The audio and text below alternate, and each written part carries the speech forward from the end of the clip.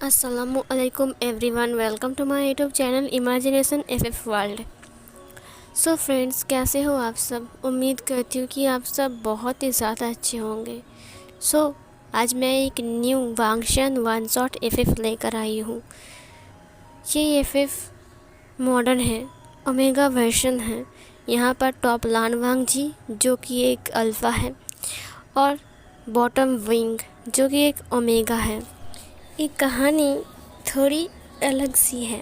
Thumbnail तो आपने देख लिया होगा कहानी का और लिखावट तो ज़रूर पढ़ लिया होगा। तो चलिए स्टार्ट करते हैं आज के न्यू फैन फिक्शन की। कहानी की शुरुआत होती है, हमें रोने वाले साउंड आती है।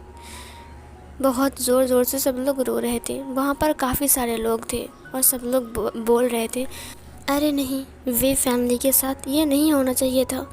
बेचारा विंग, अब उसका कोई भी नहीं रहा। मुझे नहीं लगता कि उसकी अंकल आंटी उसे अपनाएंगे। उसका अंकल तो काफ़ी ज़्यादा अच्छा है, मुझे उसकी आंटी बिल्कुल पसंद नहीं है। बेचारा विंग। हम सामने का नज़ारा देखते हैं जहाँ पर दो लाश रखी हुई हैं। विंग उन दोनों को देखकर रो रहा था। कल रात तूफ़ान में विंग का फादर बाहर गया था जहाँ पर भेड़ियों ने उनके ऊपर हमला कर दिया और जिसकी वजह से विंग के फादर की मौत हो गई है। उनका एक हाथ भी गायब है। और विंग की मॉम को जब ये पता चला, ये सदमा विंग की मॉम सहन नहीं कर पाई। उन्होंने हार्ट अटैक कर दिया और उनकी भी मौत हो गई है। विंग बहुत ज़्यादा ही रो रहा था। वो एक गांव था, गांव में ही विंग रहता है। गांव के स्कूल में ही विंग पढ़ता था। विंग का फैमिली काफ़ी ज़्यादा पुअर है। विंग उतना रिच नहीं है। गांव में जो ज़मींदार साहब हैं वो बहुत ज़्यादा ही घटिया इंसान है। उसे विंग के ऊपर गंदी नज़र थी। उन्होंने कई बार विंग को मांगा था पैसों के बदले में, लेकिन विंग के मॉम डैड ने विंग को कभी नहीं दिया। विंग अब इस बात पे और ज़्यादा रो रहा था कि अगर उसकी मॉम डैड नहीं रहेगा तो उसे प्रोटेक्ट कौन करेगा। जियांग फेंगमियान विंग के पास आ गया। उन्होंने विंग को समझाया। वहाँ पर जियांग चेंग विंग का भाई भी था जो कि एक अल्फ़ा था। उसने विंग से वादा किया कि उसका ध्यान रखेगा, लेकिन फिर भी विंग बहुत ज़्यादा ही रो रहा था। विंग जो कि था वो रोते रोते बेहोश हो गया था। थोड़ी देर बाद जब विंग को होश आता है तब विंग कब्रिस्तान में था और उसकी अंकल ने विंग को संभाल कर रखा था। वो विंग को उस हालत में ही लेकर गए थे ताकि विंग अपनी मॉम और डैड का अंतिम संस्कार कर सके। कॉफिन में डालने के बाद उन्हें दफनाया जाता है। विंग कब्र के पास आकर बहुत ज़्यादा रो रहा था। फूल देने के बाद वो सब लोग वहाँ से बाहर आते हैं। विंग को रोते हुए देखकर जियांग फेंगमियान ने कहा, तो हमारे घर चलो। बट मैडम यू को इस बात से बहुत चिढ़ थी कि वो विंग को लेकर जा रहा है, वो भी उसके घर। जब वो विंग को उसके घर ले जाने के लिए बोला, मैडम यू ने कहा, क्यों, विंग क्यों हमारे घर जाएगा, विंग का खुद का घर है, उसे बोलिए वहाँ पर रहने के लिए। ये सुनकर विंग को बहुत ज़्यादा बुरा लगता है, लेकिन जियांग फेंगमियान मैडम यू को धमकाता है। फिर मैडम यू चुप हो जाती हैं। वो विंग को लेकर उनके घर आते हैं। विंग को संभालता है और विंग को एक कमरा भी देते हैं। विंग रात को सो नहीं पाया था। उसकी मॉम डैड की याद आ रही थी। विंग बहुत ज़्यादा रो रहा था। वो बहुत ज़्यादा वीक फील कर रहा था। विंग अपनी मॉम की बातों को याद कर रहा था। विंग की शादी हम धूमधाम से करवाएंगे, शादी की उम्र हो गई है। विंग शर्मा रहा था। विंग का फादर जंगल में लकड़ियाँ तोड़ने जाते हैं और उसी लकड़ियों से ही बेचकर उनकी परिवार चलता था। जब वो पिछली रात लकड़ियाँ तोड़ने के लिए घर आ रहे थे तब अचानक से भेड़ियों ने उसके ऊपर हमला कर दिया था, जिसकी वजह से उसकी मौत हो गई है। विंग इस सदमा को अब संभल नहीं पा रहा था। उससे मन कर रहा था कि वो भी अब मर जाए, क्योंकि उसे जीने का कोई अब वजह नहीं दिख रही थी। विंग बहुत ज़्यादा ही रो रहा था। सीन कट होता है नेक्स्ट मॉर्निंग। जियांग फेंगमियान अब जो हमारा यहाँ का ज़मींदार है वहाँ पर वो कुछ काम करता है। वहाँ पर काम करने के लिए वो निकल गया था। जब विंग नीचे आता है, जियांग फेंगमियान थोड़ा रिच था वी चांग्स से, ठीक है, लेकिन विंग का फादर बहुत ज़्यादा पुअर था। जियांग फेंगमियान जब चला गया था तो विंग नीचे आता है। मैडम यू उसे देखकर कहता है, तो उठ गए प्रिंस, मुझे लग रहा था कि तुम आज उठोगे ही नहीं। विंग ने कहा, मुझे माफ़ कर दीजिए आंटी, कल रात अच्छे से नींद नहीं आई। उसकी आंटी ने कहा, हाँ नींद तो मुझे भी नहीं आई थी, तुम जैसे बेकार को अब मुझे पालना पड़ेगा मेरे घर में। विंग को बहुत ज़्यादा बुरा लगता है, लेकिन फिर भी विंग ने कुछ नहीं कहा। विंग चुपचाप आकर बैठ गया। मैडम यू ने ताने मारना स्टार्ट किया। जियांग चंग ने कहा, ओह मॉम प्लीज़।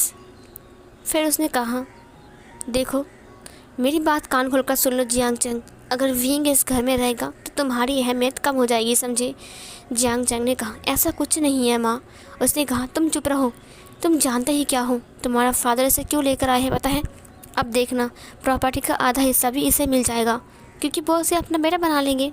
जियांग चंग ने कहा, पापा ऐसा कुछ नहीं करने वाले हैं, प्लीज़ आप शांत हो जाइए। और वैसे भी विंग का हालत बिल्कुल भी ख़राब है, और विंग का दिमाग, विंग के मन सब कुछ ख़राब है। प्लीज़ अब इस वक्त विंग को ताने मत मारिए, अब बाद में विंग को कुछ बोल लेना, लेकिन अभी इस वक्त तो शांत रहिए।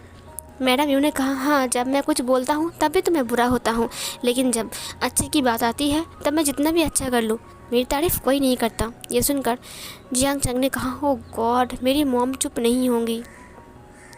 विंग की आंखों से आंसू टपक रहे थे।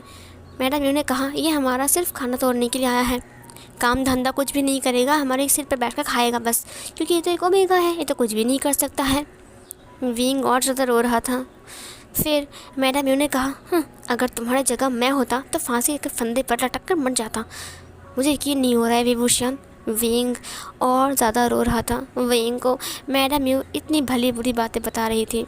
जियांग फेंगमियान के पीछे मैडम यू विंग को एक कसर भी नहीं छोड़ रहा था।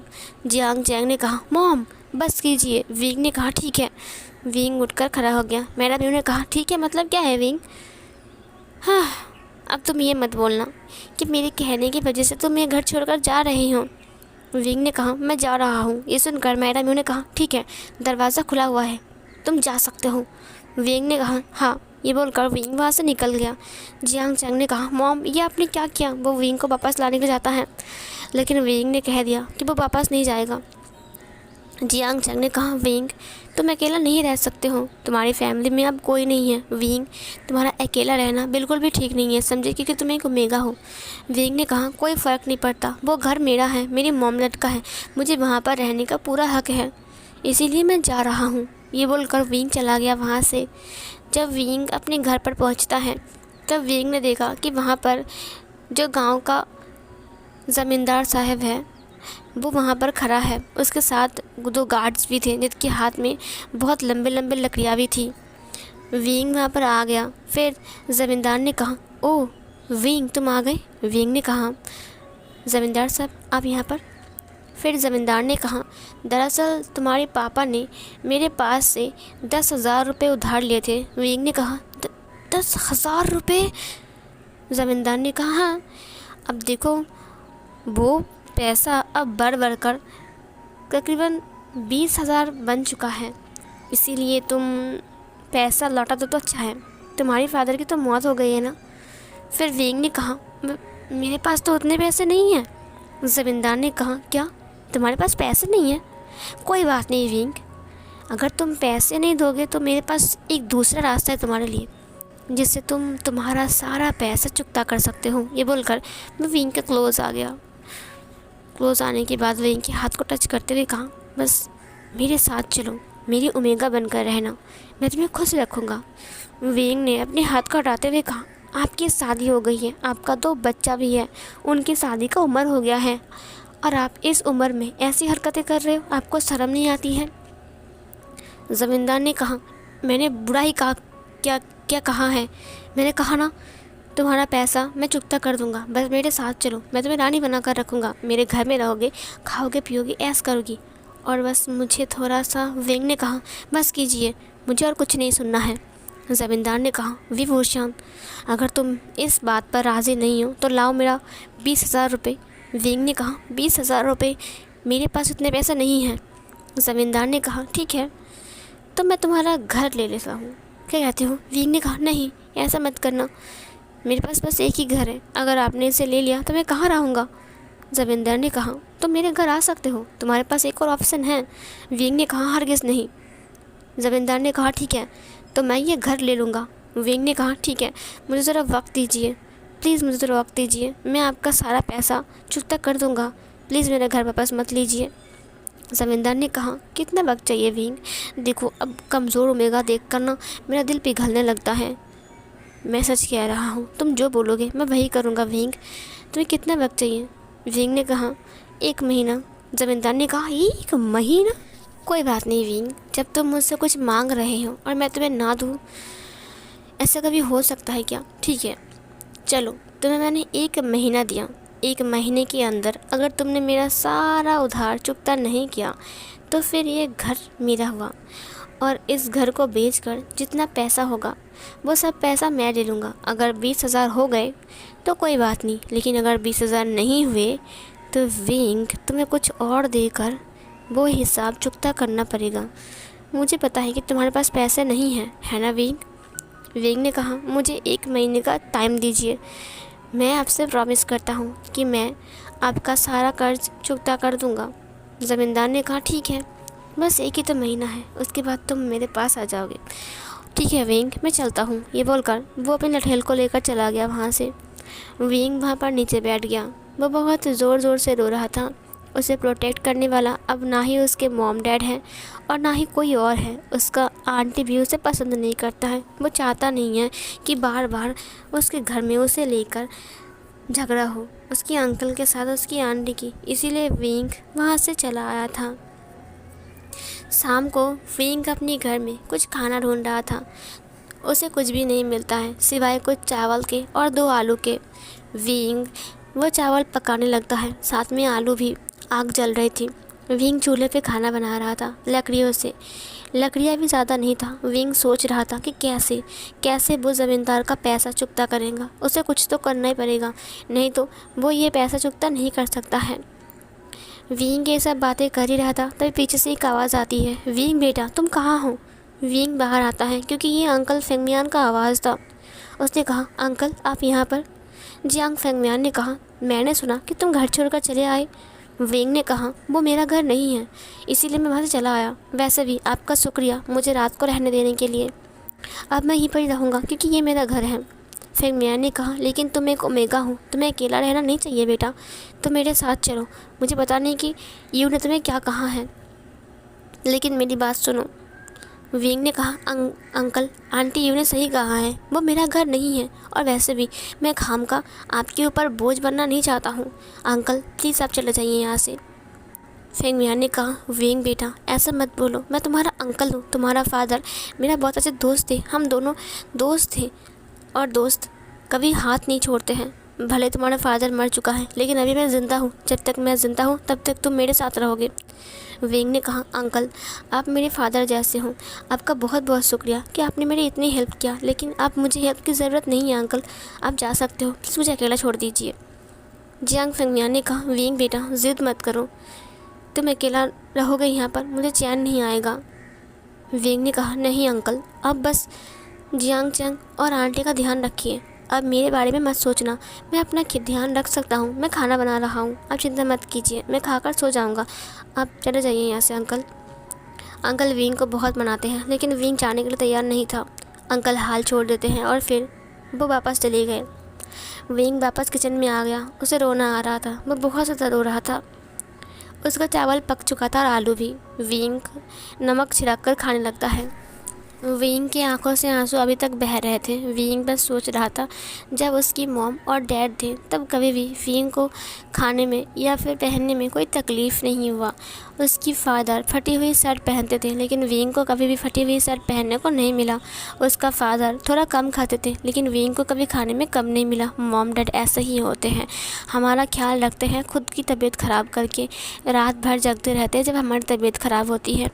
मॉम डैड खुद ना खा के हमें खिलाते हैं, इसीलिए मॉम और डैड को ज़िंदा रहते ही कदर करना सीख लो, क्योंकि मॉम डैड जब तक ज़िंदा हैं तब तक आप उनकी कदर कर सकते हो, लेकिन मरने के बाद आप लाख कोशिश कर लो, उनकी कदर कभी नहीं कर सकते हो। उसके बाद अगर आपको अफसोस भी होगा तो भी आप उसकी कदर नहीं कर पाओगे, और ना ही उनका हाथ और उनका टच आपको मिलेगा। इधर जो विंग था वो बहुत ज़्यादा रो रहा था, वो खाते खाते उसके गले में अटक रहा था, वो पानी पी रहा था। तभी उसे उसकी मॉम की याद आती है, विंग बेटा धीरे धीरे खाओ, गले में खाना अटक जाएगा, फिर क्या होगा? विंग ने कहा मॉम। तभी उसकी मॉम अचानक से गायब हो गई। विंग फिर से रो रहा था। सीन कट होती है। सुबह विंग बाहर आता है। विंग बाहर आने के बाद अंगड़ाई लेते हुए कहा सुबह हो गई है।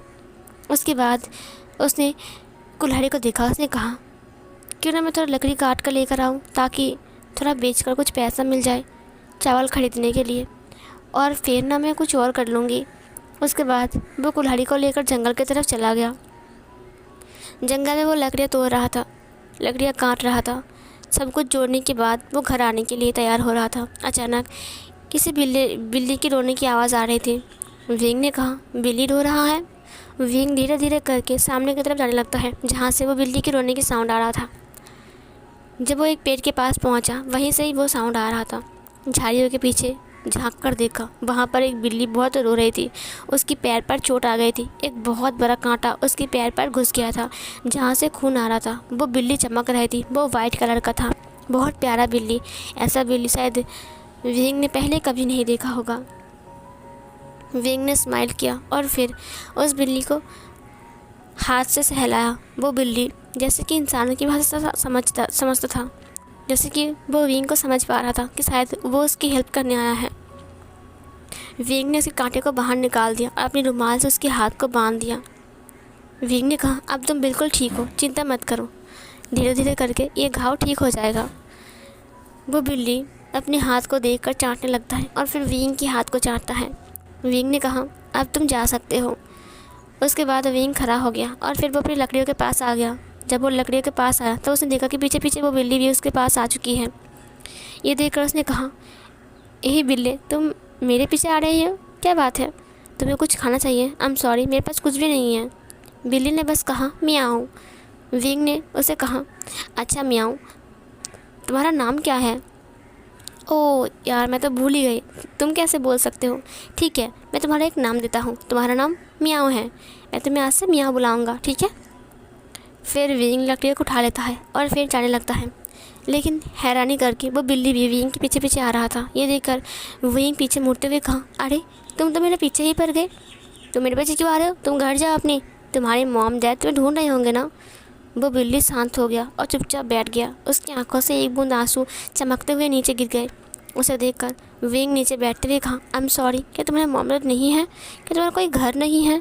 बिल्ली ने अपने सिर को हाँ में हिलाते हुए कहा मैं आऊँ। फिर विंग ने कहा ओह, तुम तो बिल्कुल मेरी तरह हो, तुम्हारे भी मॉम डैड नहीं है और मेरी भी नहीं है, लेकिन मेरे पास एक घर है, तुम चाहो तो मेरे साथ रह सकते हो, लेकिन मेरे पास खाना नहीं है। कोई बात नहीं, हम मिलकर बांट कर खा लेंगे, ठीक है? बिल्ली ने कहा मियाऊँ। फिर विंग उसे कहता है चलो मेरे साथ चलो, और फिर विंग उसे अपने घर लेकर जाता है। वो बिल्ला धीरे धीरे करके वहाँ पर बैठ जाता है उसके घर के सामने आकर। विंग ने कहा हाँ शाम हो गई है, अभी लकड़ियाँ बेचने जाऊँगा तो फिर नहीं होगा, कल सुबह जाऊँगा बाज़ार में बेचने के लिए। सुनो मियाऊँ, क्या तुम्हें भूख लगी है? बिल्ली ने कहा मियाऊँ। फिर विंग उसे लेकर अंदर आ गया। उसके पास बचा खुचा चावल से ही उसने खाना बनाया। फिर उसने बिल्ली को भी दिया और ख़ुद भी खा लिया। बिल्ली विंग को देखने लगा। विंग बिस्तर बनाने लगा सोने के लिए। विंग ने बिल्ले से कहा हे बिल्ले, आई मीन मियाऊँ, क्या तुम्हें नींद नहीं आ रही है?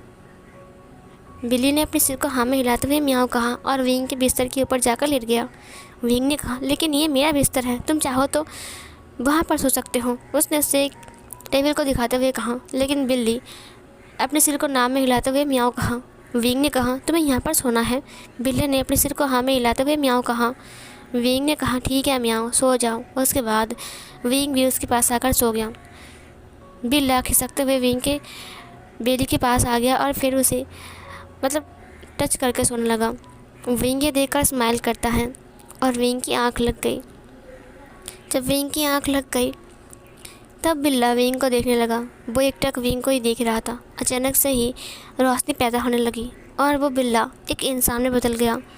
वो बहुत खूबसूरत इंसान में बदल गया था। इतना खूबसूरत इंसान शायद ज़िंदगी में किसी ने देखा ही नहीं होगा। वो विंग को देखते हुए कहा तुम्हारी इतनी तकलीफ़ है, लेकिन इस तकलीफ़ में भी तुमने मुझे खाना दिया, तुमने मुझे अपने घर में रखा, तुम बहुत बहुत अच्छे हो विंग। मुझे लगता है पहली नज़र में ही मुझे तुमसे प्यार हो गया है। ये बोलकर वो विंग के पास लेट गया। विंग के बालों को सहलाते हुए कहा, तुम्हारी ज़िंदगी में बहुत दुख है, बहुत दर्द है, लेकिन मैं सब कुछ दूर कर दूँगा। लेकिन मैं तो एक बिल्ली हूँ, जब तक चाँद नहीं निकलता है तब तक मैं असली रूप में नहीं आता हूँ। मैं तुमसे कैसे बात करूँ, और मैं तुम्हारे सामने भी नहीं आ सकता हूँ। अगर मैं तुम्हारे सामने आया तो मैं भस्म हो जाऊँगा। हाँ, मुझे माफ़ कर दो विंग। उसने विंग की फेस को पकड़ते हुए कहा, पहली बार मुझे किसी से प्यार हुआ है और वो तुम हो विंग। मैं तुम्हारा साथ कभी नहीं छोड़ूंगा, मरने के दम तक मैं तुम्हारे साथ ही रहूँगा। उसने विंग के लिप्स के ऊपर छोटा सा टैप कर लिया अपने लिप्स से, जिससे विंग थोड़ा सा हिलने लगता है। उस इंसान ने स्माइल किया। वो स्माइल बहुत ज़्यादा क्यूट था, बहुत रेयर स्माइल था, शायद पहली बार देखने को मिला है हम सबको। उसने विंग की आंखों के ऊपर टैप किया, उसकी फॉरहेड के ऊपर, उसकी नोज़ के ऊपर, उसके चिक्स के ऊपर, उसके चिन के ऊपर और लास्ट में उसके लिप्स के ऊपर। विंग की आंख खुल रही थी। अचानक उस बिल्ले वाले इंसान ने एक चुटकी बजाया और विंग फिर से सो गया। अब विंग नहीं उठने वाला था। सीन कट होता है। विंग के सारे कपड़े नीचे फ्लोर में गिरे हुए थे और विंग का जो बेड था बहुत ज़ोर ज़ोर से हिल रहा था, इतना ज़ोर ज़ोर से जैसे कि दो लोग इंटीमेट हो रहे हों। और वो जो बिल्ले वाला इंसान था उसके भी कपड़े नीचे बिखरे हुए थे, नीचे गिरे हुए थे। अब हम बेड का सीन देखते हैं जहाँ पर वो बिल्ले वाला इंसान विंग के ऊपर था। उसके दोनों पैरों को अपने शोल्डर के ऊपर लेकर वो उसके साथ इंटीमेट हो रहा था। वो विंग को लव बाइट दे चुका था और अपना ओमेगा उसने उसे क्लेम भी कर लिया था। बेखबर विंग बिल्कुल आराम से सो रहा था। उसके बाद वो विंग को क्लीन भी करता है और ड्रेसअप करता है और फिर विंग को कडल करके वो सो जाता है। नेक्स्ट मॉर्निंग जब विंग की आँख खुलती है तब वो बिल्ला वहाँ पर नहीं था। फिर वो उस बिल्ले को ढूंढने लगता है। थोड़ी देर बाद अचानक से ही वो बिल्ला उसके सामने आ जाता है और उसके मुंह में एक सोने का सिक्का था। ये देखकर विंग पूरी तरीके से हैरान था। सोने का सिक्का? मियाओ, तुम्हें सोने का सिक्का कहाँ से मिला? विंग की कमर में अचानक से दर्द होने लगता है। विंग बेड पर बैठ जाता है। मियाओ ने अपने सिर को हाँ में हिलाया और मियाओ कहा, क्योंकि उसकी भाषा कोई समझता ही नहीं है वो क्या बोल रहा है। फिर वो सिक्का को उठाता है। उठाने के बाद उसने चेक किया, वो असली सोने के सिक्के थे। उसे देखकर विंग घबराते हुए कहा, सोने के सिक्के? अब मैं इससे ज़मींदार का सारा कर्जा चुकता कर सकता हूँ, लेकिन पहले मुझे इसे सोनार के पास बेचना पड़ेगा। और फिर ये बोलकर वो सोने के सिक्के को लेकर वहाँ से निकल जाता है। थोड़ी देर बाद वो सोनार के दुकान में पहुँच जाता है और फिर उस सिक्के को वो बेच देता है, जिससे उसे बहुत सारा पैसा मिलता है। उन पैसों से पहले वो ज़मींदार के पास जाता है और वहाँ से 20,000 रुपये ज़मींदार को देता है। ये देखकर ज़मींदार पूरी तरीके से हैरान था। उसने कहा, वी वोशियान, एक रात के अंदर तुम्हें इतने सारे पैसे कहाँ से मिले? विंग ने कहा, वो पहले से ही थे, मुझे पता नहीं था, मेरे मॉम डैड ने मेरे लिए छोड़ कर रखा था। मैंने आपका कर्जा चुकता कर दिया है, अब आपका हिसाब बराबर हो गया। ज़मींदार बिल्कुल चुप था। सबके सामने ही विंग ने उसे पैसा वापस किया था। विंग वापस आ रहा था और साथ में उसकी बिल्ली भी। ज़मींदार ने पैसे को फेंकते हुए कहा, इस वी वोशियान को पैसे कहाँ से मिले? उसने अपनी एक असिस्टेंट को देखा। उसने कहा, मुझे नहीं पता ज़मींदार साहब, मुझे नहीं पता। ये सुनकर ज़मींदार ने कहा, बट विंग को इतने पैसे कहाँ से मिले हैं वो पता लगाना पड़ेगा, समझे? उसे कहा, हाँ। सीन कट होता है। विंग घर आ गया था। विंग ने कहा, पता है मियाओ, आज हम बहुत अच्छी खाना खाएंगे, मैं तुम्हारे लिए मछली भी खरीदूँगा, ठीक है? वो लोग बाज़ार जा रहे थे। वहाँ से चावल, आलू, प्याज, मिर्च, सब्जी, मसाले, चावल, आटा, मछली, सब कुछ वो ख़रीदता है। और ख़रीदने के बाद वो लोग आ रहे थे और वो मियाओ भी एक थैली को अपनी मुंह में लेकर आ रहा था। उसके बाद वो लोग घर पहुंच गए। घर पहुंचने के बाद विंग खाना बनाने लगता है। न जाने विंग ने कितने दिनों से अच्छे खाना नहीं खाया और ये सब कुछ मियाओ की वजह से हो रहा है। वो मियाओ को देखकर स्माइल कर रहा था। उसने काफ़ी सारे सब्जियां बनाई थी, वेजिटेबल सूप, सैलड, उसके बाद पनीर और फिर चावल, बहुत कुछ बनाया था उसने। विंग बहुत ज़्यादा हैप्पी था। वो मछली को फ्राई करता है सिर्फ़ और सिर्फ म्याओं के लिए। वो 2 प्लेट लगाता है, एक म्याओं का और दूसरा उसका। वो लोग नीचे बैठकर खाना खा रहे थे। जब उसने म्याओं को मछली दिया तब म्याओं अपने सिर को नाव में हिलाते हुए म्याऊं म्याऊं कर रहा था। विंग ने कहा, क्या हुआ म्याऊं, क्या तुम्हें मछली पसंद नहीं है? म्याऊं बिल्कुल चुप था। म्याऊं बार बार विंग की सब्जियों को देख रहा था, वेजिटेबल सूप, पनीर, ये सब कुछ विंग की जो थाली में थे। विंग ने कहा, तुम्हें सब्जी खाना है? म्याऊं ने अपने सिर को हाँ में हिलाते हुए म्याऊं कहा। ये सुनकर विंग ने कहा, ओहो म्याऊं, तुम्हें पहले बोलना चाहिए कि तुम्हें सब्जी खानी है, तुम्हें मछली नहीं खानी। मुझे यकीन नहीं हो रहा है कि तुम मछली नहीं खाती हो। म्याऊं ने अपने सिर को नाम में हिलाया। विंग ने कहा, ओ गॉड, एक नॉन-वेज, तुम नॉन-वेज नहीं खाते हो? मुझे एक वेजिटेरियन बिल्ला मिला है। ये सुनकर विंग ने कहा, तुम तो बिल्ला ही हो ना, तुम एक मेल कैट हो, लेकिन तुम बहुत क्यूट हो। उसने उसके फेस को पकड़ लिया और उसको सब्जी देने लगा, जिससे वो बिल्ला ब्लश करता है। म्याऊ ब्लश करता है। विंग हैप्पी हैप्पी अपना खाना खा रहा था और म्याऊ भी अपना खाना खा रहा था। विंग खाना ख़त्म करने के बाद अपने घर का साफ़ सफाई कर रहा था। उसके घर की छत टूट गई थी, छत की मरम्मत करनी थी, लेकिन अब उसके पास ज़्यादा पैसे नहीं थे, क्योंकि ज़मींदार को उसने ऑलरेडी 20,000 रुपये दे दिया था और इतना सब कुछ वो ख़रीद कर लाया था, जिससे कि अब उसके पास ज़्यादा पैसे नहीं थे। विंग ने कहा, कोई बात नहीं, कम से कम ज़मींदार का कर्जा तो था, वो चुकता तो हो गया। इधर हम ज़मींदार को देखते हैं, जो कि बेहद गुस्से में था। उसने कहा, इस विंग को पैसे कहाँ से मिले, मुझे जानना ही चाहिए। उसने अपने हाथ को ज़ोर से पटका। फिर वो रात को विंग के घर जाने का योजना बनाते हैं, विंग से बात करने के लिए। सीन कट होता है। रात में विंग और म्याऊ खाना खाने के बाद सोने के लिए बिस्तर लगा रहे थे। दरवाजे पर किसी ने नॉक किया। जैसे विंग दरवाज़ा ओपन करता है तब ज़ोर से बिजली कड़कती है। चारों ओर बादल छा चुके थे और ज़ोर से बिजली कड़क रही थी। वहाँ पर कोई और नहीं बल्कि ज़मींदार खड़ा था और उसके 2 लठेल वहाँ पर खड़े थे। विंग ने कहा, ज़मींदार साहब, आप यहाँ पर इतनी रात को क्यों आए हो?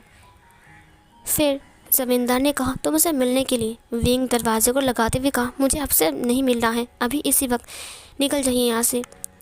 लठेल ने दरवाजे को पकड़ते हुए कहा, विंग, तुम क्या कर रहे हो? ज़मींदार का अपमान कर रहे हो? विंग ने कहा, किसी एक अकेली ओमेगा के घर में एक अल्फा ज़मींदार इतनी रात को नहीं आ सकता है। जो बिल्ला था वो सब कुछ देख रहा था और वो उस ज़मींदार के ऊपर गुस्से से देख रहा था। जो ज़मींदार है उसने विंग के हाथ को पकड़ लिया और अंदर आ गया। विंग ने कहा, मेरा हाथ छोड़ दीजिए। ज़मींदार ने कहा, दरवाज़ा बंद कर दो। लठेल ने बाहर से दरवाजे को बंद कर दिया। फिर ज़मींदार ने विंग के हाथ को पकड़ते हुए कहा, विंग, बताओ तुम्हें पैसे कहाँ से मिले? विंग म्याऊ को देखने लगा। विंग ने कहा, अगर मैंने बता दिया कि म्याऊ ने मुझे पैसे दिए हैं तो म्याऊ को लेकर चला जाएगा यहाँ से और न जाने म्याऊ से क्या करवाएगा। फिर विंग ने कहा, मेरी मॉम और डैड ने मेरे लिए पैसा रख कर गए थे मेरी शादी के लिए। ये सुनकर ज़मींदार ने कहा, ये हो ही नहीं सकता है, तुम्हारे फादर के पास इतना सारा पैसा नहीं आ सकता है। वो क्या करते थे? लकड़ियाँ काटने का काम करते थे। उससे कितना पैसा होगा? 20,000 बहुत ज़्यादा है विंग। पुराने ज़माने में 20,000 मतलब बहुत होते थे, ठीक है। ज़मींदार ने कहा, विंग बताओ तुम्हें पैसे कहाँ से मिले? विंग ने कहा, मैंने कहा ना, मेरे मॉम डैड ने। ज़मींदार ने विंग की कमर को पकड़ते हुए कहा, ठीक है विंग, तुम नहीं बताओगे ना, कोई बात नहीं विंग। चलो आज की रात को जब मैं तुम्हारे पास आया हूँ तब इस रात को हम यादगार बनाते हैं। विंग ने कहा, मैंने कहा छोड़ो मुझे, अगर तुम ऐसा कुछ करोगे ना तो बहुत बुरा होगा, समझे। ज़मींदार ने कहा, बुरा?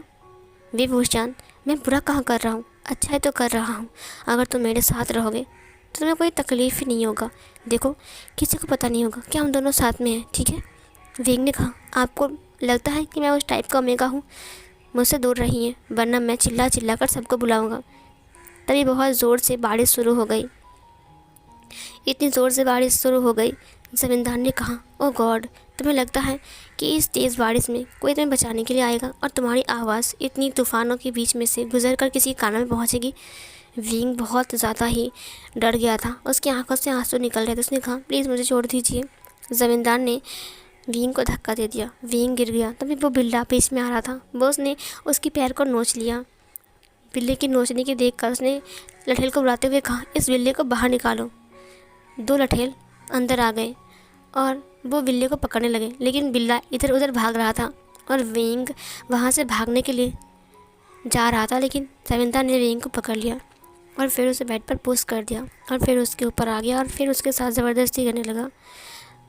विंग उससे बचने की कोशिश कर रहा था और वो ज़मींदार को मुक्का भी मार रहा था और थप्पड़ भी मार रहा था, लेकिन ज़मींदार ने उसके हाथ को पकड़ लिया। इधर बिल्ली ने एक जो लठेल था उसे घायल कर दिया, वो नीचे गिर गया था, उसने उसको काट लिया था। दूसरे को उसने मुंह पर नोच दिया, जिससे वो लठेल भाग गए वहाँ से तेज़ से। और फिर वो बेड के ऊपर आ गया और ज़मींदार के सिर के ऊपर एक ज़ोर से मारा। उसके बाद वो ज़मींदार को नोचने लगा और काटने लगा। उसने उसे इतना काटा कि ज़मींदार की जो काटने वाला निशान था वहाँ से खून निकल रहा था। ज़मींदार को डर चुका था, वो डर के मारे वहाँ से भाग जाता है। विंग जो कि था वो बहुत ज़ोर से रो रहा था। उसने मियाँ को देखा, उसने मियाँ को हग कर लिया। मियाँ को हग करके वो बहुत ज़्यादा ही रो रहा था। उस रात न जाने विंग के ऊपर क्या गुजरी है। जो ज़मींदार था वो अपने आंगन की तरफ जाकर अचानक से बेहोश हो गया और वो नीचे गिर गया। कुछ लठेल आकर उसे अंदर लेकर चले गए। उसकी वाइफ उसको लेकर बहुत ज़्यादा चिंता में पड़ गई और उसने वैद्य जी को बुलाया। जो विंग था अगली सुबह उठकर उसने देखा कि वहाँ पर मियाँ नहीं है। थोड़ी देर बाद मियाँ अचानक से आ जाता है जब विंग घास काट रहा था अपनी आंगन का। मियाँ के मुंह पे फिर से एक सोने का सिक्का था। ये देखकर विंग ने उसे कहा, मियाँ तुम फिर से सोने का सिक्का लेकर आए हो। मियाँ ने उसे अपने सिर को हाँ में हिलाते हुए मियाँ कहा। फिर विंग ने सिक्के को लिया और बेचने के लिए कहा, क्योंकि उसका छत जो कि था वो टूट चुका था और कल रात बारिश होने की वजह से छत से पानी टपक रहा था। विंग सोने को सिक्का लेकर वो सोनार के पास आता है, जहाँ पर वो उसे बेच देता है और बेचने के बाद वो उसे कहता है, चलो अब हम घर की छत ठीक करवाएंगे। और फिर वो छत ठीक करवाता है, घर की दीवारें ठीक करवाता है, घर का आंगन ठीक करता है और जो चारों ओर जो दीवार था वो भी ठीक करता है। और वो कुछ सब्जियों का पेड़ भी लगाता है, पौधा सब्जियों का पौधा लगाता है। उसके बाद कुछ फूलों का चारा भी लगाता है, फिर पानी देता है। इधर जो मियाँ था वो पूरे आंगन में खेल रहा था। विंग बहुत ज़्यादा हैप्पी था, अब उसके पास पैसा भी है, लेकिन उसे फिक्र हो रही थी, ये मियाँ बार बार कहाँ से पैसा लेकर आ रहा है। ताज्जुब की बात है, ये मियाँ अचानक से गायब हो जाता है और अचानक सामने आ जाता है। उसने मियाँ को देखा, बट मियाँ एक नॉर्मल बिल्ली की तरह इधर उधर भाग रहा था, खेल रहा था तितलियों के साथ। सीन कट होता है। इधर जो हमारा ज़मींदार था उसे होश नहीं आ रहा था, वो बेहोश गिरा हुआ था। वैद्य जी ने कहा, पता नहीं इसे होश क्यों नहीं आ रहे हैं और इसे बिल्ली ने काटा है। लगता है बिल्ली के काटने की वजह से इन्हें होश नहीं आ रहा है। उसकी वाइफ ने कहा, इन्हें कब तक होश आएगा। वैद्य जी ने कहा, आप चिंता मत कीजिए, इसे जल्दी ही होश आ जाएगा। सीन कट होता है। हम रात का वक्त देखते हैं, जहाँ पर वो बिल्ला एकटक विंग के लिप्स को घूरे जा रहा था। वो बिल्ला इंसान बन चुका था और चांद की रोशनी खिड़की से अंदर उस बिल्ले के ऊपर गिर रही थी। वो बिल्ला अब इंसान बन चुका है, बिल्ला वाला इंसान।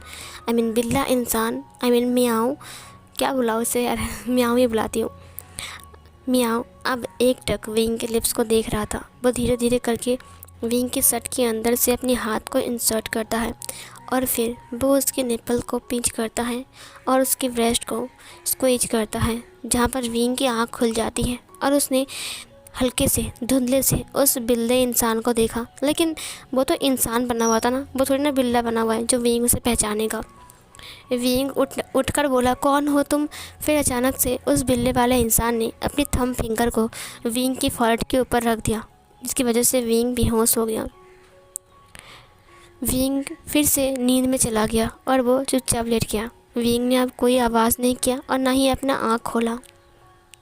वो बिल्ला वाला इंसान धीरे धीरे करके विंग की जो शर्ट था उसके हर एक बटन को ओपन कर रहा था। वो उसके हर एक बटन को ओपन करके उसका जो स्किन था उसे टच कर रहा था और धीरे धीरे करके अपनी आइज़ को क्लोज करके उसे फील कर रहा था और वो खुद को हार्ड फील कर पा रहा था। वो टर्न ऑन हो चुका था। उसने विंग की शर्ट को पूरा ही निकाल दिया और फिर वो उसके निप्पल को सक करने लगा, लिक करने लगा, बाइट करने लगा। वो उसे स्क्वीज कर रहा था और पिंच कर रहा था। वो उसके नेक पर उसके अल्फ़ा बाइट जिसने मार्क किया था विंग को, वो उसे लिक कर रहा था, सक कर रहा था, बाइट कर रहा था और वो पूरा ही विंग के नेक को लव बाइट से भर चुका था। विंग का जो नेक था वो पूरी तरीके से लव बाइट से भर चुका था। वो विंग के ब्रेस्ट को बार बार दोनों हाथों से स्क्विच कर रहा था। वो उसकी पूरे बॉडी के ऊपर अपनी हाथ फिरा रहा था। उसकी पूरी बॉडी पर वो लव बाइट्स बना रहा था। वो उससे लीक कर रहा था, सक कर रहा था, बाइट कर रहा था। वो उसकी निबल के साथ खेल रहा था, उसकी टमी पर लव बाइट्स बना रहा था। धीरे धीरे करके उसने उसके ट्राउज़र की बटन को ओपन किया और ओपन करने के बाद वो उसे अपने हाथ से रब कर रहा था और रब करने के बाद वो वहाँ पर बहुत ज़्यादा किस करता है और सक करता है, लीक करता है, बाइट करता है। वो उसके थाइस को टच करता है, थाइस को अपने नाखूनों से नोचने लगता है, वहाँ पर लीक सक बाइट करता है, अपनी नोज़ को रब करता है। वो उसे स्मेल कर रहा था अच्छे से। उसके बाद वो अपनी शर्ट की जो बटन था उसे ओपन करता है और अपनी शर्ट को खोल देता है और फिर अपनी ट्राउज़र के बटन को ओपन करता है और उसे खोल देता है। उसका जो लोअर बॉडी पार्ट था वो बुरी तरीके से हार्ड था। वो बिल्कुल तैयार था विंग के साथ इंटीमेट होने के लिए। विंग जो कि था वो अपने सिर को हिला रहा था लेकिन उसकी आंखें वो खोल नहीं पा रहा था। वो गहरी नींद में था। इधर जो मियाओ था वो धीरे धीरे करके उसकी पैरों को अलग करता है और उन दोनों पैरों के बीच में आता है और फिर धीरे धीरे करके वो उसके ऊपर आ ही जाता है और फिर अपने लोअर बॉडी पार्ट को उसके लोअर बॉडी पार्ट से अच्छे से रब करने लगता है। और उसे जो फील हो रहा था वो उसके लिए बहुत ज़्यादा ही अच्छा फीलिंग था। वो बहुत अच्छा फील कर रहा था और धीरे धीरे करके रब करता जा रहा था, जिसकी वजह से विंग अपनी वार्म लिक्विड रिलीज़ कर देता है और फिर वो विंग की जो लोअर बॉडी पार्ट था वहाँ से अपने फिंगर से थोड़ा सा हिलाता है और फिर अपने लोअर बॉडी पार्ट को इंसर्ट करने लगता है, जिससे उसका फेस का रिएक्शन चेंज हो रहा था, जैसे कि उसे बहुत सुकून मिल रहा हो। वो विंग के दोनों ब्रेस्ट को अपने हाथ से पकड़ के स्क्वीज करता है और अपने आप को इंसर्ट करने लगता है। वो अपने आप को बहुत ज़ोर से पुश कर रहा था और धीरे धीरे करके वो विंग के अंदर इंसर्ट हो जाता है, जिससे विंग का फेस का रिएक्शन चेंज होता है। इधर वो मियाओ धीरे धीरे करके मूव हो रहा था। उसे बहुत ज़्यादा अच्छा लग रहा था। ये फीलिंग उसके लिए बेस्ट था, दुनिया का बेस्ट फीलिंग। जो कि मियाओ था वह विंग के फेस को देखता है। वो आराम से सो रहा था, अब उसके फेस पर कोई रिएक्शन नहीं था। मियाओ ने कहा, काश विंग तुम्हारा जो फेस का रिएक्शन है वो चेंज होता और तुम मेरे लिए माउथ से आवाज़ निकालते, ताकि मुझे सुनकर बहुत सुकून मिलता और बहुत अच्छा लगता। जो विंग था वो तो आराम से सो रहा था। मियाओ ने उसे आदेश किया, तुम मेरे लिए मौन करो और अपनी फेस का रिएक्शन बहुत ज़्यादा हॉट बनाओ। विंग उसके आदेश को सुनकर वही करता है। विंग स्वीटली और लाउडली मौन करने लगता है। जो मियाओ था वो उसे काफ़ी ज़्यादा बेटर फील होता है और अच्छा लगता है और फिर वो रफली मूव होने लगता है। वो जितना रफ जा रहा था उसे उतना ही प्लेजर फील हो रहे थे, इसीलिए वो विंग को पकड़ के अच्छे से उसके साथ इंटीमेट हो रहा था और विंग भी उतना ही लाउडली मौन कर रहा था और अपनी फेस के रिएक्शन को वो चेंज कर रहा था, जिससे हमारे मियाओ को काफ़ी ज़्यादा सेटिस्फेक्शन फील हो रहा था। जो मियाओ था वो उस पोजीशन में काफ़ी टाइम तक उसके साथ इंटीमेट होता है और फिर वो एक नेक्स्ट और अलग सा ट्राई करता है। वो विंग को अपने ऊपर ले लेता है और फिर उसकी कमर को पकड़ के मूव करवाता है। वो उसके साथ उस पोजीशन में एक और राउंड इंटीमेट होता है और फिर वो उसे लेटा देता है और पलट देता है। उसकी कमर को थोड़ा सा ऊपर उठाता है और फिर वो उसके अंदर इंसर्ट होता है। उसके पीछे से वो इसके साथ इंटीमेट होने लगता है। उस राउंड में भी काफ़ी ज़्यादा मियाओ को सेटिस्फेक्शन फील होता है। वो बहुत ज़्यादा सेटिस्फाइड था। वो उसे सीधा करता है और उसके पैरों को सीधा अपने शोल्डर के ऊपर ले लेता है और लेने के बाद फिर से उसके अंदर इंसर्ट होता है और फिर मूव होने लगता है। ऐसा वो लगभग रात के 5 बजे तक करता रहता है। और फिर जाकर वो रिलीज़ होता है विंग के अंदर, जिससे उसे बहुत ज़्यादा अच्छा लगता है। रिलीज़ होने के बाद वो विंग के ऊपर काफ़ी टाइम तक लेटा हुआ था और फिर धीरे धीरे करके वो अपनी आइज़ को ओपन करता है। ओपन करने के बाद वो विंग को क्लीन करता है और क्लीन करने के बाद वो एक बिल्ली में बदल जाता है, क्योंकि चाँद अब ढल चुका था, अब सूरज उगने वाला है। उसके बाद जो हमारा म्याऊ था वो विंग को वहीं पर ही छोड़कर खिड़की से बाहर चला गया। सीन कट होता है। नेक्स्ट मॉर्निंग फिर से म्याऊ एक और सोने का सिक्का लेकर आता है। इधर जो ज़मींदार था उसे अब होश आ चुका था। जब उसे होश आता है तब ज़मींदार बहुत ज़्यादा गुस्से में था विंग के ऊपर। तभी उससे सोनार वाला मिलने आया था, जिसके पास विंग बार बार सोने का सिक्का बेचने जा रहा था। उसे विंग के ऊपर डाउट हो रहा था, इसीलिए वो ज़मींदार के पास आया था। क्या विंग को कोई गुप्त खजाना मिला है या फिर विंग चोरी कर रहा है? विंग के पास इतने सोने के सिक्के कहाँ से आए, जबकि विंग इतना गरीब है? विंग का घर भी विंग ठीक कर रहा था, धीरे धीरे करके विंग अमीर बन रहा था। ये देखकर वो सोनार को बहुत अजीब सा लगता है। वो ज़मींदार को सब कुछ बोल देता है। ज़मींदार एक क्रीपी स्माइल करता है। उसने कहा, अच्छा तो विंग ऐसा कर रहा है, मुझे पता ही नहीं था कि विंग इतना आगे निकल जाएगा। तभी मैं बोलूँ उसे 20,000 रुपये कहाँ से मिले। ये सुनकर उस सोनार ने कहा, वो रोज़ आता है सोने का सिक्का लेकर और मेरे पास बेच कर जाता है, उसे वो सोने का सिक्का कहाँ से मिलता है। इधर जो म्याऊ था वो कुछ वक्त के लिए बाहर गया था और इधर जो विंग था वो अपने घर पर था। विंग खाना बना रहा था। तभी वहाँ पर ज़मींदार आता है और गांव के बहुत सारे लोग आए थे, जिन्होंने विंग को देखा। उन्होंने विंग को देखा और उन्होंने विंग से पूछा, तुम्हारे पास सोने के सिक्के कहाँ से आए थे? लेकिन विंग के पास कोई जवाब नहीं था। इधर विंग बहुत घबरा गया। अगर वो बोल देगा कि म्याऊ ने उसे दिया है तो शायद वो लोग म्याऊ को पकड़ लेंगे या फिर मार डालेंगे। विंग बहुत घबरा गया और बहुत ज़्यादा डर गया। गांव वाले ने कहा, बताओ कि तुमने चोरी किया है? ज़मींदार ने कहा, मेरा एक घड़ा सोने का मोहर नहीं है, सोने का सिक्का नहीं है, मुझे लगता है इसी ने ही चुराया होगा। विंग ने कहा, नहीं मैंने चोरी नहीं किया है। ज़मींदार ने कहा, तुमने चोरी किया है, नहीं तो तुम्हें सोने का सिक्का कहाँ से मिला, बताओ। बट विंग ने कहा, मैं सच कह रहा हूँ, मैंने चोरी नहीं किया है, मेरे यकीन मानिए।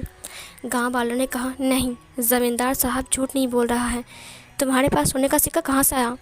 विंग ने कहा, मैं नहीं बता सकता। ज़मींदार ने कहा, बता नहीं सकते? अगर तुम्हारे पास सोने का सिक्का कहाँ से आया तुम बता नहीं सकते तो इसका मतलब ये हुआ कि तुमने चोरी किया है। विंग ने कहा, नहीं मैंने चोरी नहीं किया है, मैं सच कह रहा हूँ। दरअसल वो मुझे कहाँ से मिलते हैं मैं आपको नहीं बोल सकता हूँ। विंग झूठ भी नहीं बोल सकता है। अगर वो झूठ बोलेगा कि मेरे पास पहले से ही थे तो ज़मींदार को पता लग जाएगा कि वो झूठ बोल रहा है, क्योंकि विंग बहुत गरीब है। विंग के पास सोने का सिक्का बिल्कुल नहीं आएगा। और वो अगर सच बोल देगा कि म्याऊ ने उसे दिया है तो शायद म्याऊ की नौबत आ जाएगी। वो लोग म्याऊ को पकड़ लेंगे और हमेशा हमेशा के लिए अपने साथ लेकर चले जाएंगे। म्याऊ की ज़िंदगी खतरे में आ सकता है, इसलिए उसने म्याऊ का नाम भी नहीं बोला। विंग बहुत घबरा गया। इस वक्त म्याऊ भी घर पर नहीं था। दरअसल म्याऊ जो कि था वो जंगल में गया था विंग के लिए फूल लाने के लिए। वो अपनी माउथ में एक गुलाब का फूल लेकर आ रहा था। इधर जो गाँव वाले थे उन्होंने कहा, इसका मतलब तुमने ज़मींदार का सोना चुराया है, बताओ।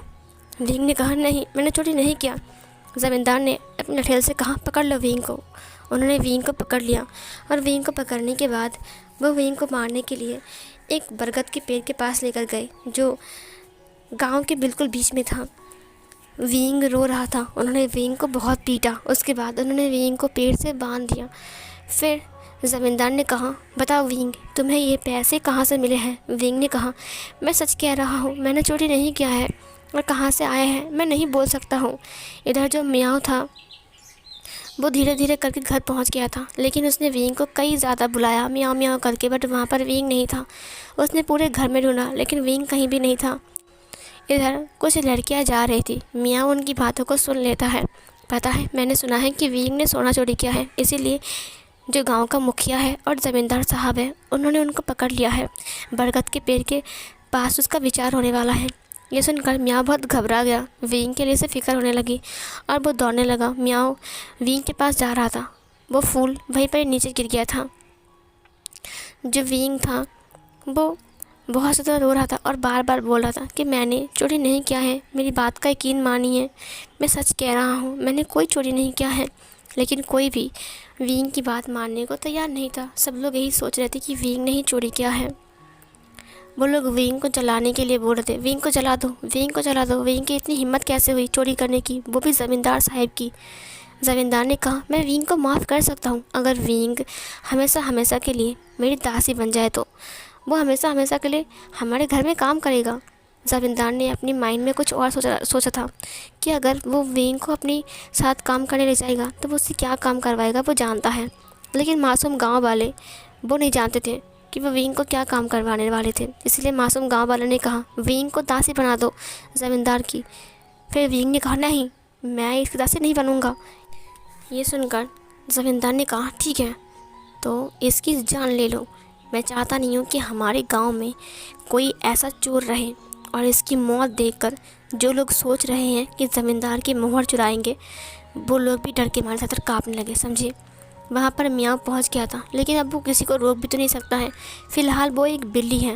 वो विंग के सामने आ गया और म्याओ म्याओ करने लगा। इस वक्त वो अपने इंसानी रूप में नहीं आ सकता है क्योंकि अभी चाँद की रोशनी नहीं निकली है और दिन का समय है। विंग ने कहा, म्याओ तुम भाग जाओ यहाँ से, चले जाओ यहाँ से म्याओ, ये लोग तुम्हें मार डालेंगे। फिर ज़मींदार ने कहा, यही है वो बिल्ला जिसने मुझे काटा था और मेरे लठेल को नोच कर भगाया था। इस बिल्ले ने पता नहीं मुझे कितनी बार काटा है। इस बिल्ले को पकड़ लो, इसे भी हम मार डालेंगे। तभी वहाँ से म्याओ पेड़ के ऊपर चढ़ गया ताकि कोई उसे पकड़ ना पाए। म्याओ बहुत डर गया था। म्याओ विंग की बंधन खोलने के लिए पीछे के साइड नीचे की तरफ जा रहा था। उसके पास नुकीले नाखून थे। वो आसानी से रस्सी को काट सकता है। फिर सब लोगों ने विंग के ऊपर केरोसिन और पेट्रोल डाल दिए विंग को जलाने के लिए। ज़मींदार ने कहा, अभी भी वक्त है, बताओ तुम मेरा दासी बनोगे कि नहीं। विंग ने कहा, हरगिज़ नहीं, तुम बहुत घटिया और गंदा इंसान हो, तुम्हारी असलियत मैं सबको बता दूंगा। ये सुनकर ज़मींदार ने कहा, ये बता दे उससे पहले मैं इसे मार डालता हूँ। फिर आग लेकर वो विंग के पास जा रहा था। अचानक विंग का सिर चकरा गया और फिर वो रस्सी खुल गया। दरअसल जो म्याओ था उसने नाखूनों से वो रस्सी खोल दिया था। रस्सी खुलने की वजह से विंग नीचे गिर गया और वो बेहोश हो गया। ये देखकर वैद्य ने कहा, क्या विंग बेहोश हो गया है। फिर उन्होंने विंग को चेक किया। जब उन्होंने विंग को चेक किया तब वो हैरान थे, विंग प्रेग्नेंट था। ये सुनकर गांव वाले के साथ साथ सब लोग हैरान थे। वहाँ पर जियांग फैंगमियान और मैडम यू दौड़ कर आ रहे थे क्योंकि विंग को चलाने वाले थे वो लोग। जियांग चैंग बाकी सब लोग वहाँ पर पहुँच जाते हैं। जियांग चैंग ने कहा, विंग तुम ठीक तो हो ना। विंग धीरे धीरे से होश में आ रहा था। ज़मींदार ने कहा, क्या विंग प्रेग्नेंट है, ऐसा कैसे हो सकता है। विंग तो अनमैरिड है, अभी तक विंग की शादी भी नहीं हुई है। अच्छा, तो तुम गाँव वाले की पीठ पीछे इतना गंदा काम करते हो। ये सुनकर गांव वाले विंग को पत्थर मारने लगे। जियांग फैंगमियान, जियांग चैंग उन दोनों ने सबको रोका। उन्होंने विंग से कहा, इसको मार डालो, विंग को मार डालो, विंग को मार डालो। विंग की आंखों से आंसू बह रहे थे। विंग ने अपने पेट के ऊपर हाथ रखते हुए कहा, मैं और प्रेग्नेंट, ऐसा कैसे हो सकता है। मैंने कभी भी किसी अल्फ़ा के टच में नहीं गया और ना ही किसी अल्फ़ा के साथ मेरा कोई रिश्ता था सिवाय मेरे भाई के। उसने बस अपने भाई को देखा। जियांग चैंग ने कहा, विंग तुम घबरा मत, मैं आ गया हूँ ना, तुम्हारा भाई आ गया है। फिर मैडम यू ने जियांग चैंग को पकड़ते हुए कहा, क्या मतलब है विभूषण, तुम मेरे बेटे को अपनी जान में फंसा रहे हो और तुम जियांग चैंग तुम नहीं जाओगे, समझे। सब लोगों ने विंग को मारने की धमकी दिया। जियांग फैंगमियान ने कहा, बस करो, रुक जाओ, वो एक ओमेगा है, मासूम सा ओमेगा, ऊपर से वो प्रेग्नेंट है और तुम लोग ऐसा व्यवहार कर रहे हो उसके साथ। ये सुनकर गाँव वालों ने कहा, इसने मुंह काला क्या है, न जाने किस अल्फ़ा की बच्चे को अपने कोख में लेकर घूम रहा है और गांव की इज्जत उसने पूरे पानी में बहा दिया और आप लोग बोल रहे हो वो मासूम है। ज़मींदार ने कहा, हाँ, विंग मासूम नहीं है, मुझे लगता है कि विंग को मार देना चाहिए। ये सुनकर जियांग फैंगमियान ने कहा, बस बहुत हो गया ज़मींदार साहब, मेरी बात सुनिए। विंग छोटा बच्चा है, विंग को कोई होश नहीं है कि वो क्या कर रहा है क्या नहीं कर रहा है। भले ही विंग ने गलती किया है, इसका मतलब ये नहीं कि आप एक इंसान को मार डालोगे। गांव वाले रुक गए। कुछ दिन पहले विंग की मॉम डैड की मौत हो गई है। विंग क्या करेगा? क्या आप लोग विंग को खाना खिलाते हो? एक वक्त के लिए उसे पूछने जाते हो? नहीं जाते हो। विंग घर में अकेला रहता है, न जाने उसके ऊपर क्या बीती होगी। विंग बताओ, तुम्हारे साथ किसने गलत काम किया है? मैं उसे नहीं छोड़ूंगा और हमारे गांव वाले भी नहीं छोड़ेंगे। विंग ने कहा, मुझे कुछ नहीं पता, मुझे नहीं पता। जमींदार ने कहा, देखा अभी भी छुपा रहा है। अब मैं समझ गया, ये सोने का सिक्के तुम्हें कहाँ से मिल रहे थे? ओह, उसके बदले तुम सोने के सिक्के ले रहे थे। तुम समझे ही नहीं कि इसकी वजह से तुम प्रेग्नेंट भी हो सकते हो। विंग ने कहा, बस कीजिए। विंग ने दोनों हाथों से अपनी कान को पकड़ लिया। उसने कहा, बस कीजिए, बस बहुत हो गया। अब मैं नहीं सुन सकता, मैं नहीं सुन सकता हूँ। ये सुनकर जियांग फैंगमियान ने कहा, अब लोग बस कीजिए। गांव वालों ने कहा, चाहो तो विंग को मार डालो या फिर विंग को इस गांव से हमेशा हमेशा के लिए भगा दो। ये सुनकर गांव वालों ने चिल्लाते हुए कहा, विंग को भगा दो या फिर मार दो, विंग को भगा दो या फिर मार दो।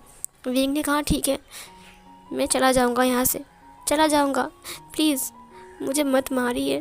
ये सुनकर जियांग फैंगमियान ने कहा, विंग मुझे बताओ क्या हुआ था, तुम्हारे साथ किसने गलत किया? विंग ने कहा, अंकल आप मुझ पर विश्वास नहीं करोगे, लेकिन मैं सच कह रहा हूँ, मुझे कुछ नहीं पता। ये सुनकर उसके अंकल ने कहा, विंग तुम मुझे भी नहीं बोलोगे? विंग ने कहा, ये कैसे हुआ, कब हुआ, क्यों हुआ, मुझे कुछ भी नहीं पता अंकल, मैं सच कह रहा हूँ। उसके अंकल ने कहा, लेकिन भी वोशियान। तभी गांव वाले ने कहा, विंग को बाहर निकालो, विंग को हमारे गांव से बाहर निकालो। विंग जो कि था वो बहुत रो रहा था। पूरे गांव वालों ने विंग को जंगल के पास छोड़कर चले गए। उन्होंने विंग को बहुत पत्थर मारा और विंग एक पेड़ के नीचे बैठकर रो रहा था। विंग को रोते हुए देखकर वो मियाओ वो रोज़ लेकर विंग के पास आ गया और विंग की गोद पे आकर चुपचाप सो गया, लेट गया। विंग उसे देखते हुए कहा, मियाओ ये सब क्या हो गया? अगर मैं बोल देता कि तुम मुझे सोने का सिक्का देते हो तो शायद वो लोग तुम्हें मार देते, इसीलिए मैंने नहीं बोला। बट ये बच्चा कहाँ से आ गया? मियाओ मुझे कुछ समझ में नहीं आ रहा है। तभी बिल्ली ने अपने माइंड में कहा, मुझे माफ़ कर दो विंग, वक्त आने पर मैं सब कुछ ठीक कर दूँगा, बस तुम्हारा ही भरोसा है। विंग ने उसकी आंखों में देखते हुए कहा, मुझे ऐसा क्यों लग रहा है तुम मुझसे कुछ कह रहे हो? मियाओ सबने मेरा साथ छोड़ दिया लेकिन तुमने नहीं छोड़ा, तुम्हारा बहुत बहुत शुक्रिया। असल में विंग को पता ही नहीं था, अगर विंग की हालत की वजह से कोई ज़िम्मेदार है तो वो है मियाओ और कोई और नहीं। अगर इस वक्त विंग को पता चल जाता तो शायद वो मियाओ को हमेशा हमेशा के लिए छोड़कर वहीं से चले जाता, बट उसे कुछ पता ही नहीं था। विंग ने मियाओ से कहा, अब तुम मुझे छोड़कर मत जाना, तुम मेरे दोस्त हो और मैं तुम्हारा दोस्त। मियाओ ने अपने सिर को हाँ में हिलाया और मियाओ कहा। फिर विंग उस पेड़ के ऊपर अपनी सिर को रखता है। उसे बहुत नींद आ रही थी क्योंकि शाम हो गया था। फिर विंग की आंख लग जाती है। जब विंग की आंख खुलती है तब वहाँ पर मियाओ नहीं था। तब सुबह होने वाली थी, सूरज निकल रहा था। थोड़ी देर बाद मियाओ वहाँ पर आता है और फिर से एक सोने का सिक्का देता है। ये देखकर विंग पूरी तरीके से हैरान था। इस बार विंग ने मियाओ से पूछा, मियाओ आखिर तुम्हें सोने का सिक्का कहाँ से मिलता है और तुम इसे कहाँ से लेकर आते हो? बट मियाओ तो कुछ बोल नहीं सकता है, वो सिर्फ म्याओ म्याओ कर रहा था। विंग ने अब तय किया, अब वो देखेगा कि ये आखिर मियाओ कहाँ से सोने का सिक्का लेकर आ रहा है। तो विंग अब चुपचाप मियाओ के लिए बस यही योजना बना रहा था। रात के टाइम वो लोग जंगल में आग लगाकर बैठे हुए थे। थोड़ी देर बाद विंग ने कहा, मुझे नींद आ रही है, मेरी तबीयत बहुत ज़्यादा ख़राब है, बॉडी में पेन हो रहा है, इसीलिए मैं सो रहा हूँ। मियाओ ने अपने माइंड में कहा, विंग प्रेग्नेंट है, मुझे विंग का ध्यान रखना चाहिए। अब मैं विंग के साथ इंटीमेट नहीं हो सकता हूँ, इससे हमारे बच्चे को तकलीफ़ हो सकती है। मैं चाहता हूँ कि विंग हमारे बेबी को बर्थ दे। वो हंस रहा था, वो स्माइल कर रहा था। थोड़ी देर बाद जब विंग सो जाता है तब मियाओ चुपचाप से विंग के पास से निकल गया। ये देखकर विंग भी अपनी आइज़ को ओपन कर लेता है और उसका पीछा करने लगता है। यहाँ पर मियाओ को पता नहीं है कि विंग उसका पीछा कर रहा है। विंग उसका पीछा करते करते जंगल के बाहर चला जाता है, जहाँ पर एक छोटा सा गांव था। उस गांव के अंदर से ही मियाओ जा रहा था। गांव वाले सो रहे थे। विंग भी उसका पीछा करते करते एक बहुत बड़े महल जैसे घर के सामने पहुंचता है, जिसके अंदर मियाओ घुस जाता है। विंग भी उसके पीछे पीछे अंदर घुसता है। वो धीरे धीरे करके एक गुप्त रूम के सामने आता है जहाँ पर मियाओ दरवाजे को देखता है और अचानक से ही वो दरवाज़ा खुल जाता है। ये देखकर विंग पूरी तरीके से हैरान था और वो चुपके से मियाओ का पीछा करके उस घर के अंदर आ जाता है। जब विंग घर के अंदर आता है तब वो हैरान था क्योंकि उस घर के अंदर लाखों करोड़ों सोने का सिक्का गिरे पड़े थे। इतने ज़्यादा खजाना था जैसे कि वो किसी राजा महाराजा का होगा। जब मियाओ एक सिक्के को मुंह में लेकर पीछे मुड़ता है तब उसने विंग को देखा। जब उसने विंग को देखा तब उसके मुंह से सिक्का गिर गया। फिर विंग ने उसे कहा, अब तुम्हारी चोरी पकड़ी गई है, तुम यहाँ से चोरी करके मेरे लिए सिक्का लेकर जा रहे थे। मियाओ, ये तुमने क्या किया? मियाओ जो कि था वो विंग को ही देख रहा था। उसने कहा, कौन हो तुम, बताओ, और तुम यहाँ से ऐसे इंसानों की तरह आकर तुमने। फिर अचानक से एक रोशनी पैदा होती है और बिल्ली का खाल खुल जाता है और खुलने के बाद वहाँ से एक इंसान बाहर आता है। उस इंसान को देखकर विंग पूरी तरीके से हैरान था। विंग ने कहा, कौन हो तुम? मियाओ कहाँ गया? फिर उस इंसान ने कहा, मैं ही हूँ मियाओ। विंग ने कहा, तुम मियाओ हो? फिर उसने अपना परिचय दिया। उसने कहा, मैं लान प्रिंस, लांस का सेकंड लान प्रिंस लान वांगजी हूँ, हांग वांग जुन। सब लोग मुझे लान वांगजी कहते हैं। दरअसल आज से कई साल पहले मैं शिकार पर गया था। जब मैं शिकार पर गया था तब मैंने गलती से एक कबूतर को मार दिया था। जो कबूतर एक देवी था जिसने मुझे श्राप दिया। मरते मरते उसने मुझे कहा कि मैं बिल्ली बन जाऊंगा और मेरा पूरा परिवार भी बिल्ली बन जाएगा।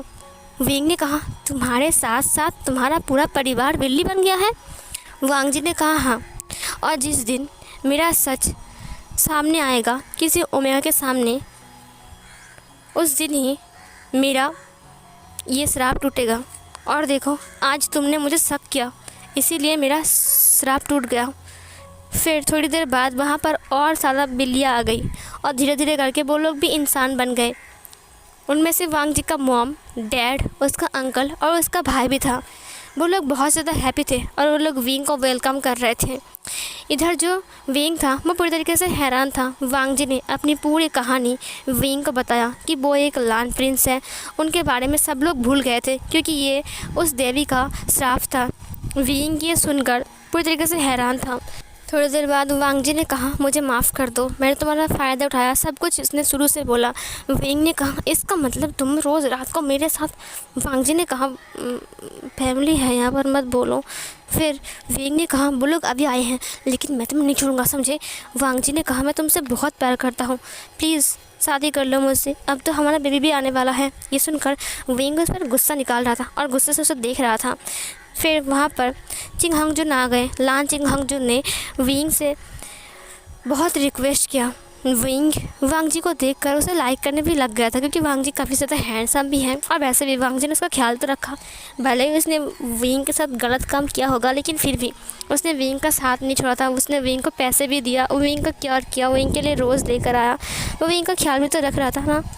इसीलिए विंग स्माइल करता है। उसने कहा, ठीक है, मैंने तुम्हें माफ़ कर दिया है। वांग जी ने कहा, चलो हम शादी कर लेते हैं, क्या कहते हो? विंग ने कहा, ऑफ कोर्स। और ये बोलकर उसने वांग जी को देखा। वांग जी ने विंग की हाथ को पकड़ते हुए कहा, I love you wing. Wing ने कहा, आई लव यू टू लान जान। ये देखकर उनकी पूरी परिवार क्लैप करने लगता है और शादी का तैयारी करने लगता है और फिर जाकर उन दोनों की शादी हो जाती है। और फिर विंग एक अल्फ़ा को बर्थ देता है जिसका नाम उन्होंने लान आयुआन रखा था। वो बहुत ज़्यादा पावरफुल था और उसके ऊपर वांग जी का जितना सा शक्ति था वो सब कुछ लान युआन के पास भी था। युआन अपने फादर की तरह ही पावरफुल था, तलवार चलाने में, तीर चलाने में, हर तरफ से वो पावरफुल था। इधर जो विंग था वो अपनी लान फैमिली के साथ बिताए हुए दिन, जो दिन वो बिता रहे थे वो सब कुछ वो याद में लिख रहा था एक कागज़ में, और वो लिख कर उसे यादगार बनाकर रखना चाहता था।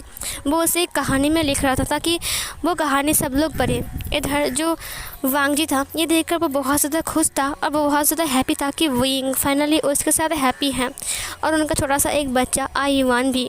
विंग अब सेकेंड टाइम प्रेग्नेंट था और ये प्रेगनेंसी भी विंग के लिए बहुत ज़्यादा हैप्पीएस्ट न्यूज़ था, जिसे सुनकर विंग फिर से एक बार मॉम बनने की खुशी में कूद उठा था। विंग बहुत ज़्यादा हैप्पी था कि दोबारा वो मॉम बनने वाला है और इस बार विंग का एक बेबी गर्ल होता है जिसका नाम उन्होंने क्यूची रखा था, लान क्यूची, जो कि बहुत ज़्यादा क्यूट थी। और उन दोनों बच्चे के साथ विंग और वांग जी हमेशा हमेशा बहुत ज़्यादा खुश रहें अपनी फैमिली के साथ, जहाँ पर लान कोरैन, लान चिंगहंगजुन और मैडम लान सब लोग वांग जी, इवान, क्यूची और विंग के साथ हैप्पी रहने लगे। और जो ज़मींदार था उसे वांग जी ने गिरफ़्तार करवा लिया क्योंकि वांग जी वहाँ का किंग था। अब सबको वांग जी के बारे में याद भी आ चुका था क्योंकि श्राप टूट चुका था और वांग जी ने उसकी जो सज़ा था उसे दिलवाया, उसे कोड़े मारे गए। उसके बाद उसे पूरी ज़िंदगी भर काल कोठरी में डाल दिया गया और उसके साथ साथ काफ़ी सारे लोगों को भी जिन्होंने बहुत गलत काम किया था। विंग इससे बहुत ज़्यादा हैप्पी था और सेटिस्फाइड था। उसने अपने हस्बैंड के कंधे के ऊपर हाथ रखते हुए कहा, मुझे लगता है कि तुम काफ़ी स्ट्रांग हो। फिर वांग जी ने उसके हाथ को पकड़ते हुए कहा, मुझे ये शक्तियाँ तुमसे ही मिलती है विंग। ये बोलकर वो स्माइल करता है और यहीं पर इस फैन फिक्शन की हैप्पी एंडिंग होती है। सो फिर गाइस, कैसा लगा आपको आज का न्यू वांगशन वन शॉट FF? अगर अच्छा लगा है तो लाइक कर देना, कमेंट करना और शेयर करना अपने दोस्तों को। सो फिर गाइस, मिलती हूँ एक और न्यू वन शॉट पर, तब तक के लिए बाय बाय।